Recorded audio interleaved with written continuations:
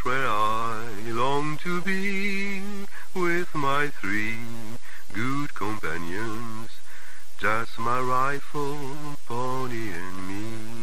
Cela faisait un certain temps, vraiment un certain temps, et pour le coup je remercie David Fonseca. Il est écrivain, son 3e livre vient de sortir, mais il est aussi critique de cinéma et professeur des universités. Il travaille en tant que critique de cinéma pour la revue, le Rayon Vert, la revue de cinéma en ligne, qui est installée en Belgique. Nous avons le même âge, à peu près 45 ans, et je suis très content que David soit là, parce que ça fait vraiment un certain temps qu'on prépare cette émission. David s'est énormément investi, il a tissé, comme ça il a défini le conducteur, et cette thématique c'est, moi j'avais tendance à dire le film de banlieue, mais en fait c'est le banlieue film. David, bonjour, comment vas-tu? Comment je vais? C'est une question extrêmement difficile, tu le sais très bien, on va pas faire semblant, on a participé, toi et moi, notamment à une invitation formulée par nos amis des Nouvelles du Front cet été, et qui posait la question justement, qui nous demandait comment ça va. Et comment ça va, c'est une question continent, une question à laquelle il est toujours très difficile de répondre, parce que comment ça va, mais sur quel plan?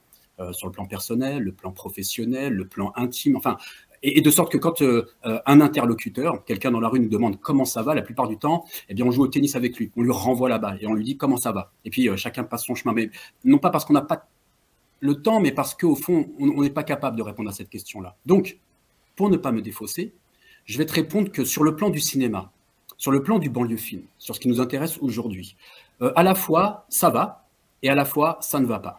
Voilà la réponse. La première question est très simple et en même temps un peu basique, j'ai envie de te dire.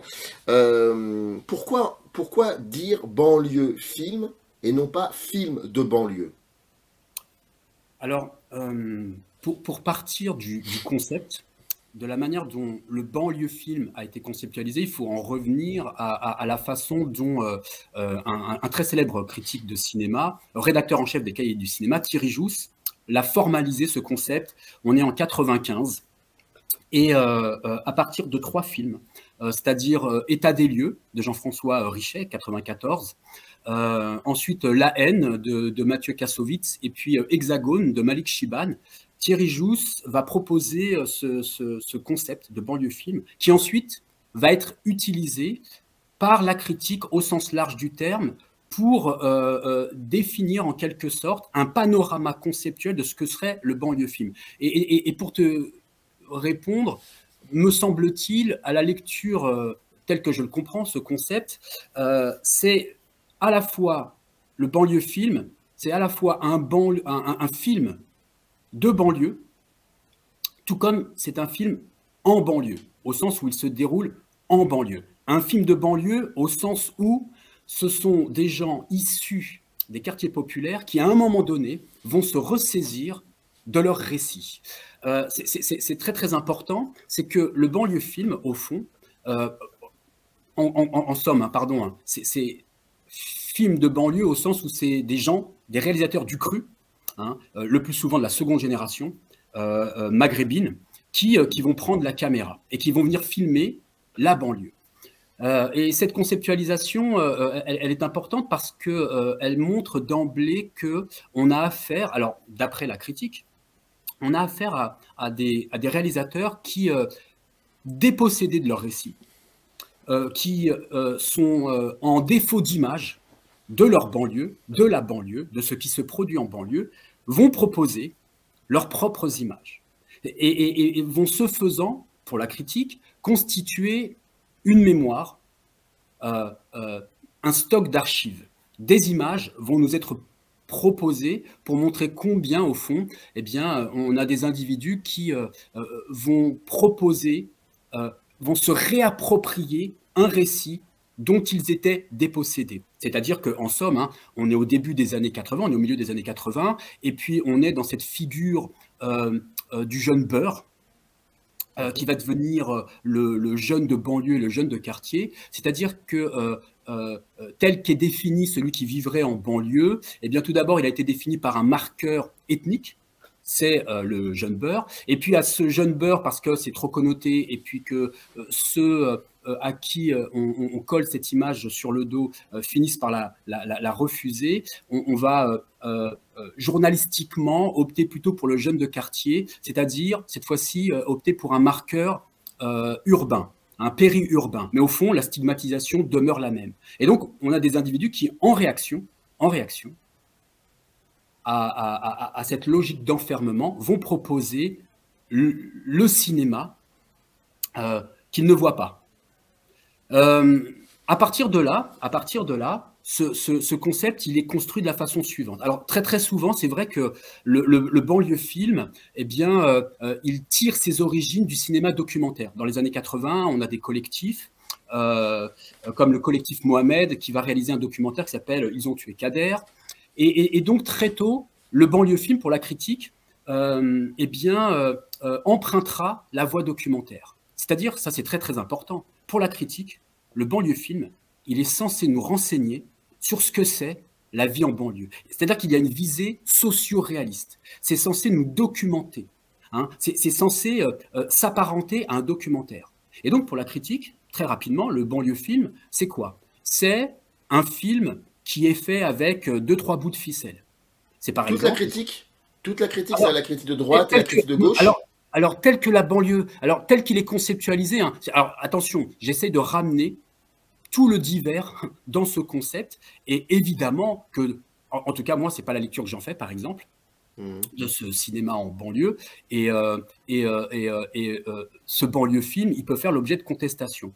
Mais au fond, à travers les exemples qu'on va envisager ensemble, ça rentre quand même souvent dans les cases. En tout cas, dès le départ, pour la critique, c'est un cinéma qui utilise les techniques du documentaire, donc un cinéma plutôt fait par des pauvres, et donc un cinéma pauvre, pauvre en moyens, peu d'argent. C'est Jean-François Richet qui, pour faire son premier film, justement, État des lieux, va jouer avec son comparse et acteur Patrick Delsola le montant de ses assédiques à la roulette, au casino, qui va gagner de l'argent et qui lui permet de faire son film. C'est Malik Shiban qui, pour faire son premier film, Hexagone, met 6 ans à réunir les fonds. Donc, 2-3 bouts de ficelle, difficulté à monter les projets, acteurs non professionnels, acteurs amateurs. Ensuite, technique du documentaire. On a des voix off. On le retrouve, par exemple, dans Hexagone. On a des inserts comme ça. On a aussi des images documentaires qui sont insérés dans le film très souvent. On retrouvera ça dans La haine, on retrouvera ça chez Jean-François Richet, dans Ma cité va craquer. C'est-à-dire des images télévisuelles de la banlieue, le plus souvent violentes, d'affrontements avec la police, et qui sont censées venir illustrer le propos. Donc, on aurait du cinéma qui viendrait documenter la façon dont la vie de certains jeunes se déroulerait en banlieue. Oui, mais pardon, je suis désolé de t'interrompre, mais l'utilisation des inserts archives documentées dans Hexagone, si je ne me trompe pas, comparé à Ma cité va craquer, où il y avait quelque chose de très iconique, tout comme il y a quand même Virginie Audoyen qui représente un peu une espèce d'icône révolutionnaire. C'est assez incroyable, mais ça je pense qu'on en parle après. Et il y a dans La haine, enfin voilà, ce que je veux dire c'est que le côté très différent. Dans tous ces films, enfin, on ne s'y retrouve pas. On ne retrouve pas ces éléments-là. Du moins, si on les retrouve, ils sont présentés de façon très différente, et l'utilisation qui en est faite produit d'autres effets se faisant. Et donc ça, c'est très important de le signifier. En somme, de dire que, tout de suite, si tu le permets, c'est que ce concept, trop souvent, donne une image de la banlieue, avec des majuscules, manière de l'essentialiser. Or, la banlieue, en tout cas, moi, je ne sais pas ce que c'est. Tout comme je ne sais pas ce que c'est que l'Afrique. Eh bien, la banlieue, je ne sais pas ce que c'est. Il y a une diversité. Il y a tellement d'approches possibles. Les individus, ils sont très différents. Les bâtiments entre eux sont très différents. D'une cage d'escalier à une autre, rien de commun. Il y a des parcours très, très différents. Et donc, il y a une manière de réifier finalement les individus à un concept et à cette banlieue qui, me semble-t-il, pose problème.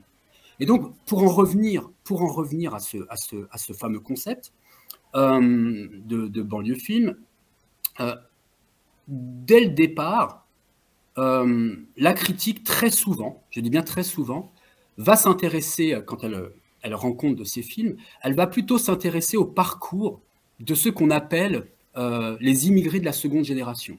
Alors que ces films s'intéressent à d'autres parcours. On y voit, alors pardon, des Français, je vais le mettre des guillemets, hein, on n'est pas à l'écrit des guillemets, on voit des Blancs, voilà, avec des guillemets. On y voit des individus d'origine subsaharienne également. Mais la critique se focalise plutôt toujours sur le parcours de ceux qui sont réalisateurs et qui sont issus de cette seconde génération, en pointant leur axe critique sur le parcours des jeunes issus de cette seconde génération, qui sont le plus souvent pour la critique, montrés de la façon suivante. On a affaire à des individus qui sont plutôt des adolescents attardés, ou du moins qui ne sont pas encore entrés tout à fait dans la vie d'homme, des individus qui sont plutôt en rupture de banc. Et chose plus intéressante dans ce concept de banlieue film, c'est que jusqu'aux années 2000, quand on lit la littérature sur ce sujet, jusqu'aux années 2000, il y aurait une absence quasi totale de plusieurs choses, et notamment la présence de la femme, qui serait minorée. Alors, il y aurait une surreprésentation du modèle patriarcal dans le banlieue film, des années 80, 90, milieu des années 90. Également une sous-représentation, voire une absence totale de la religion. Ici, l'explication est la suivante, c'est que les réalisateurs, au fond, n'auraient pas pris la peine de montrer la religion, soit de peur de lasser le public, qui ne serait pas habitué à montrer, au fond, à l'écran, des images de piété. Et vraiment de peur de les lasser. Alors moi, ça me semble être un argument qui n'est pas opérant. Quand dans le cinéma japonais, quand Ozu filme une cérémonie du thé, et que ça prend du temps, me semble-t-il, en tout cas, moi, ça ne me lasse pas. Ça me dit des choses sur le monde qui m'est proposé là au cinéma. Mais pourquoi pas? L'autre explication plus intéressante encore, c'est pas de présence du religieux à l'écran dans ces films-là, parce que au fond, on ne veut fâcher personne. On ne fait pas de vagues. Et donc, on essaye de montrer, certes, des individus avec les difficultés qui sont les leurs, mais on ne va surtout pas aller sur le terrain du religieux. Donc voilà. Et donc, il faudra attendre les années 2000 pour la critique, pour voir apparaître le religieux comme notamment une présence féminine enfin à l'écran. Je prends cette présence féminine, les années 2000, plusieurs films, c'est vrai, font leur apparition. On a La Squale. On a des poupées des anges de Nora Midi, on a le film d'Audrey Strugo, le titre m'échappe à l'instant, on a surtout L'Esquive d'Abdelatif Kechiche, on a une présence féminine enfin à l'écran.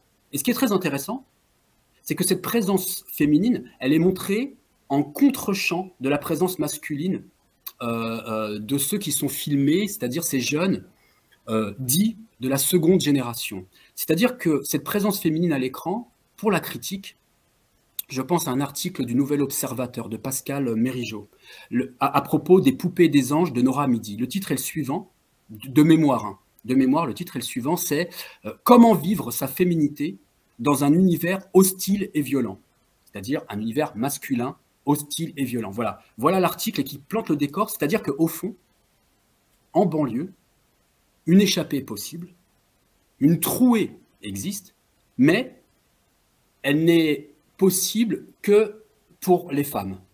Les hommes, eux, restent finalement confinés dans la représentation hostile et violente qui en serait fixée. Donc, il faut attendre les années 2000 pour la critique, pour voir une figure féminine enfin faire son irruption à l'écran. Et puis, avec le religieux, c'est pareil. Il faudrait attendre les années 2000 pour que le religieux fasse son apparition. Alors, les années 2000, en vérité, il y a un premier film pas très très connu qui date de 1997 qui s'appelle La Nuit du Destin. C'est La Nuit du Destin qui est filmé. Alors, ce film n'a fait que 5000 entrées. À l'orée des années 2000, on a le religieux qui fait son apparition. Il y a un autre film de 2004 qui s'appelle Le Grand Voyage d'Ismaël Ferrouki, alors qui n'a pas connu de succès en France, qui est, alors de mon point de vue, un film très intéressant, un beau film sur les rapports entre un père et son fils qui se rendent à la Mecque. Et qui montre combien... au fond, le rapport au religieux, en tout cas dans le cadre du jeune homme qui accompagne son père, s'inscrit dans un rapport relativement conflictuel. Ce n'est pas son monde, ce n'est pas sa culture, et donc naissent un certain nombre de quiproquos. Et au fond, ce garçon, finalement, dans le film, hein, tel que je m'en souviens, finit par s'inscrire dans les pas de son père, mais pas tant sur le plan religieux, ou du moins dans ce que la religion propose d'universel, notamment à travers l'aumône et l'exemple paternel. C'est-à-dire que le fils, finalement, finit par se rapprocher de son père, non pas parce qu'il y aurait le religieux, mais parce que l'image que son père lui propose de la religion lui permet de disposer d'un modèle patriarcal viable auquel il entend se conformer. Et qui est donc un film très, très intéressant. Mais pour ce qui m'intéresse ici, c'est de dire que voilà, au début des années 2000, et puis, pardon, les films de Rabat à Merzaimesh, eux aussi, au début des années 2000, vont traiter de cette question-là dans, par exemple, Blade Number One, lorsque Kamel, ce jeune homme qui vient de sortir de prison, qui a subi la double peine, est expulsé vers l'Algérie, et sur lequel je reviendrai plus tard, mais aussi dans Le Dernier Maquis. Bref, il aurait fallu attendre les années 2000 pour que la critique se dise, oui, voilà, le public était... Il y a Wesh Wesh. Il y a Wesh Wesh, son tout premier film. Premier film, on est exactement, on est en 2001, ouais. Je crois, sauf erreur de ma part. Il y a Wesh Wesh qui se passe.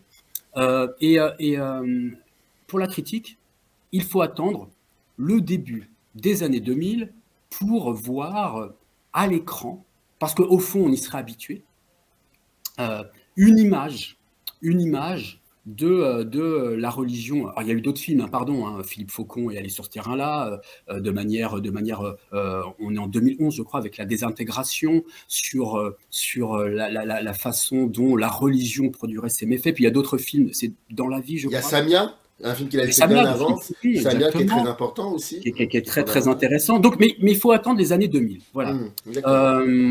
Voilà à peu près ce concept de banlieue film, tel qu'il est présenté. Et la raison pour laquelle je te disais, sur le plan cinématographique, à propos du banlieue film, ça va et ça ne va pas, c'est que, oui, ça va. Ça va parce que quand je m'en tiens à ce concept et que je le ramène à ce qui est proposé aujourd'hui cinématographiquement, quand je regarde le panorama sur les 5-6 dernières années, je n'y retrouve pas mes petits dans ce concept. Et je me dis, et ça me rassure, hein, en tant que spectateur, en tant que simple spectateur, c'est-à-dire que ce qui est dit de la banlieue ne se retrouve pas de façon contemporaine. Mais davantage encore, c'est que quand on prend l'autre bout de la chaîne, hein, quand on en remonte à l'origine, ce par quoi j'aimerais terminer ensuite, c'est que là aussi, ce concept fait problème. Il ne me semble pas coller tout à fait à ce qui est proposé cinématographiquement, et c'est important, dès le départ, d'emblée. C'est-à-dire, les films des cinéastes dits de banlieue, qui feraient des films en banlieue, censés nous renseigner sur la banlieue, font exploser ce concept littéralement, et d'emblée. Pour parler d'aujourd'hui, quand je regarde le panorama de ce qui est proposé, si je te dis ça va, alors c'est pas tant sur le plan du cinéma, hein, sur la qualité des films, si je te dis ça va, c'est-à-dire que le bilan pour moi, contrairement à ce que peut en dire François Bégodeau, n'est pas catastrophique. Le bilan pour moi, c'est qu'il y a une diversité de propositions. Et moi, c'est ce qui m'intéresse. Je ne dis pas que tout est bon, loin de là, mais il y a une diversité. Quand je prends, par exemple, un film récent, le film de Cédric Jimenez, Bac Nord, que je classerais pour ma part, il y a un papier sur le rayon vert que j'ai écrit il y a très très peu, sur ce film, qu'on pourrait classer à l'échiquier, que je pourrais qualifier d'ultra-droite. Quoi de commun entre ce film et d'autres propositions qui sont faites? Alors, dans cette représentation de la banlieue depuis la droite, je pourrais même mettre à la limite le film de Jacques Audiard. Alors moins radical, hein, le film qu'il avait fait sur la banlieue, Dipan. Dipan, Ouais, Dipan. Ou pour reprendre la formule que j'aime bien de nos amis des Nouvelles du Front, Saad Chakali et Alexia Roux, où me semble-t-il, oui, en effet, Jacques Audiard se tape quelques barres de cité dans le film, hein, règle quelques comptes avec des jeunes de cité. Quoi de commun entre ces films, des films que l'on pourrait classer à droite sur le plan de l'échiquier politique, avec un regard de droite sur la banlieue. Quoi de commun? Alors, le film de Cédric Jimenez se passe dans les quartiers nord de Marseille. Très bien. Je vais prendre des exemples des quartiers nord de Marseille. Par exemple, quoi de commun entre ces films relativement politisés, avec un film plus intimiste de Jean-Bernard Marlin, Scheherazade, qui date de 2018. Et donc là, ici, on est plutôt dans une veine intimiste. On est dans les quartiers nord de Marseille, toujours, avec ce qui s'y passe, ce qui s'y trame, mais surtout, pour moi, plus intéressant, l'éveil à la sensualité, à l'érotisme, à l'amour entre un jeune homme et une jeune femme dans cet univers-là. Voilà. Quoi de commun entre ce regard-là, c'est ça qui m'intéresse, hein, entre le regard de Jean-Bernard Marlin sur les quartiers nord de Marseille et celui qui est proposé par Cédric Jimenez. Toujours pour rester dans une veine intimiste. Les derniers films en date, très intéressants. De bas étage, de Yacine Knia. Exactement. Qui montre un individu, alors là on a affaire à un trentenaire,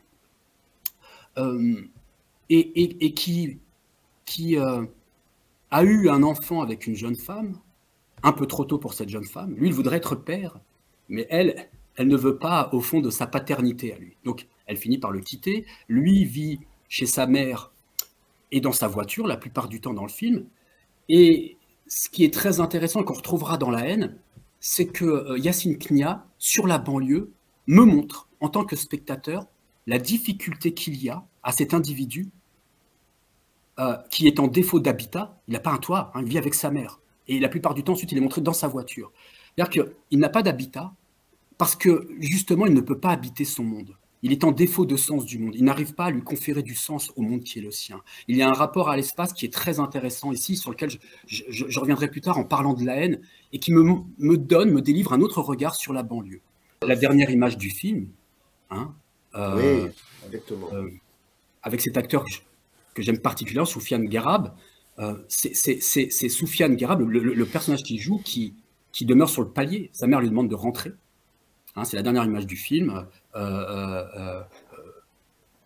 Il ne sera pas le père de cet enfant, du moins cette paternité lui est refusée par cette jeune femme, et il reste sur le palier.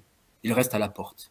Il est encore à la porte. C'est-à-dire que, par impossibilité d'habiter le monde, il ne peut pas disposer d'un habitat. Alors, il ne suffit pas d'avoir un toit au-dessus de sa tête pour habiter le monde. Alors pour habiter le monde, j'y reviendrai, c'est une distinction que fait le philosophe Heidegger. Heidegger dit que pour être au monde, il ne suffit pas d'avoir un toit au-dessus de sa tête, c'est-à-dire d'avoir une maison, d'avoir une tour, hein, rentrer chez soi le soir. Non, pour être au monde, et avant de disposer, de pouvoir simplement disposer d'un habitat, il faut pouvoir habiter ce monde.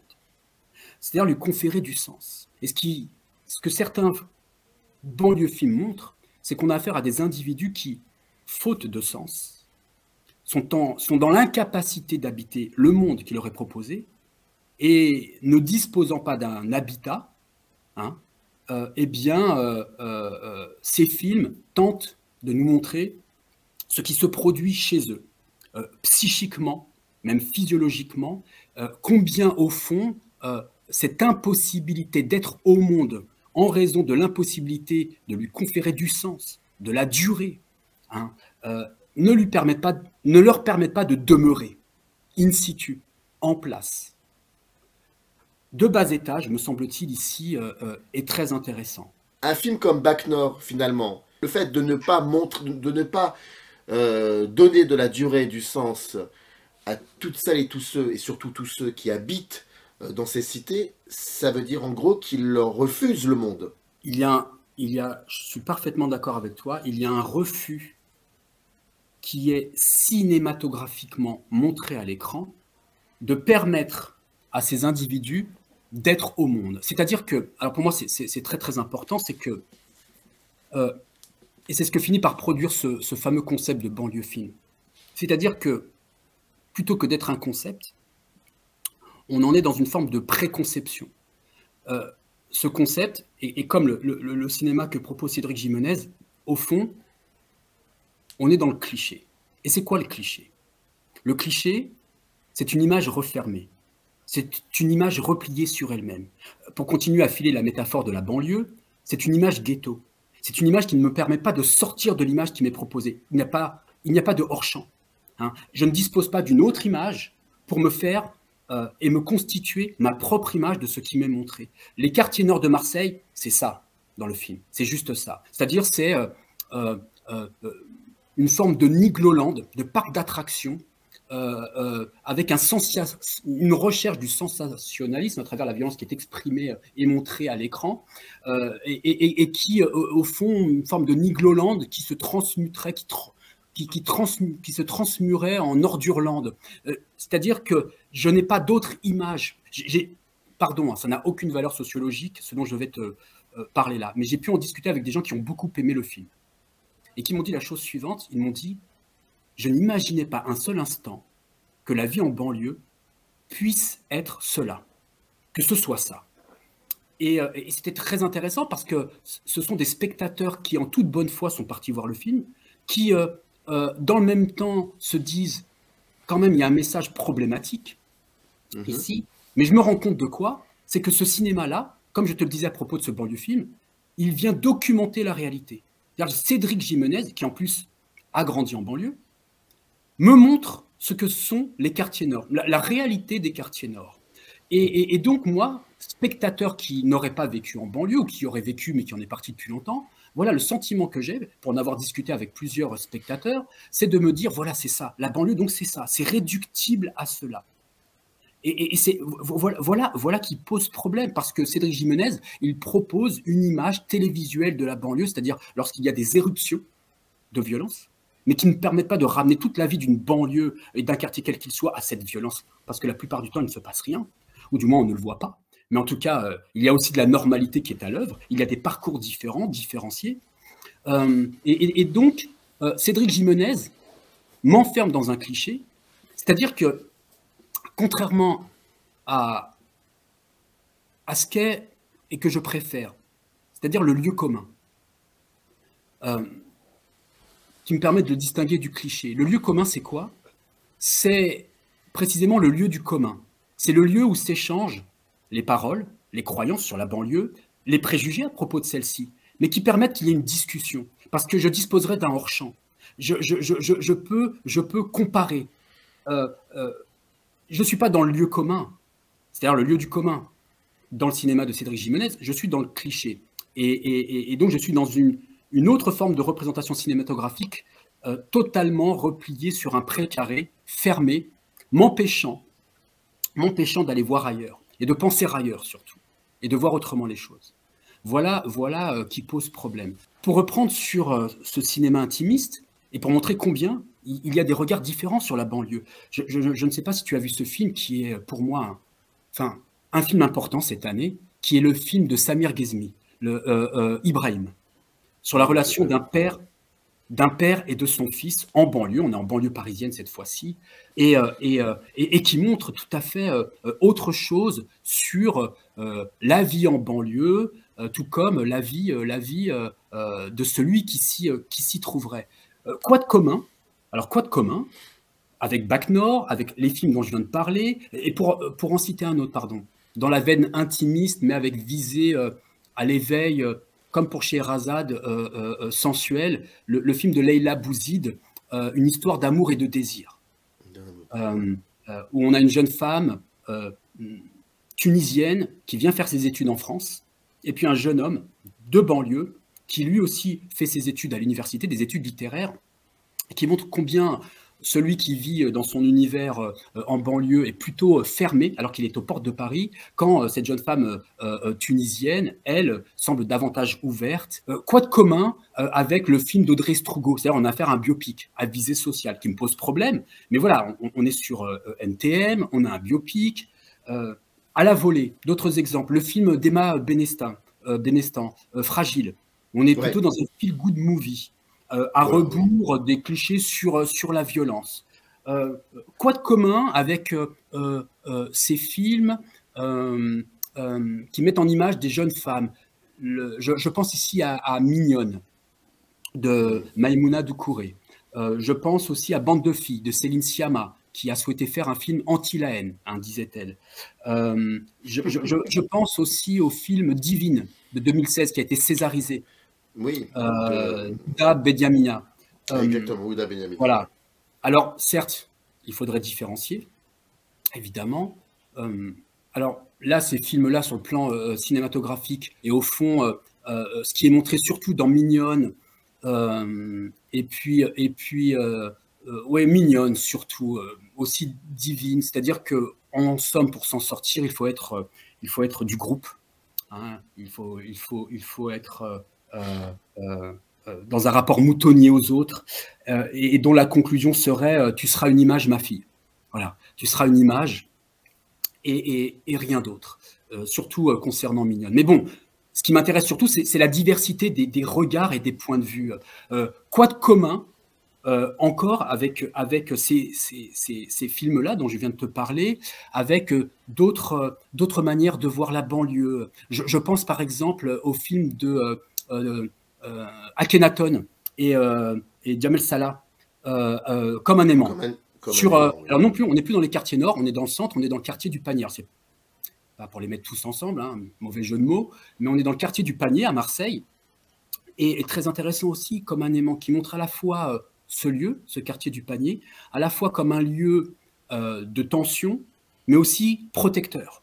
Très protecteur, où l'on s'y sent bien, où des histoires d'amour sont possibles entre les uns et les autres, ou impossibles.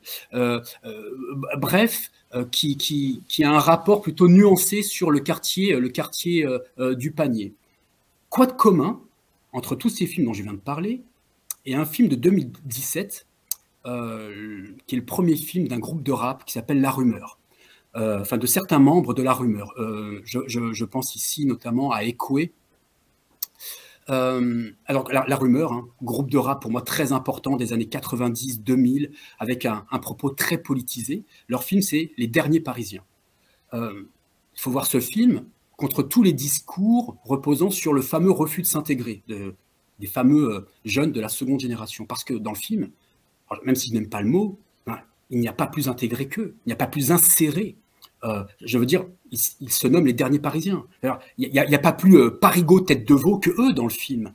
Alors certes, ils ne sont ni des anges, ni des démons, mais la question de leur francité, de leur rapport à la France ne se pose absolument pas dans ce film-là. Quoi de commun avec, par exemple, je veux dire, là aussi, on est plutôt dans le feel-good movie, le film avec et deux pour partie de Grand Corps Malade sur la vie scolaire. Vous voyez, on est plutôt dans une tradition de la farce française. Donc, il y a une diversité,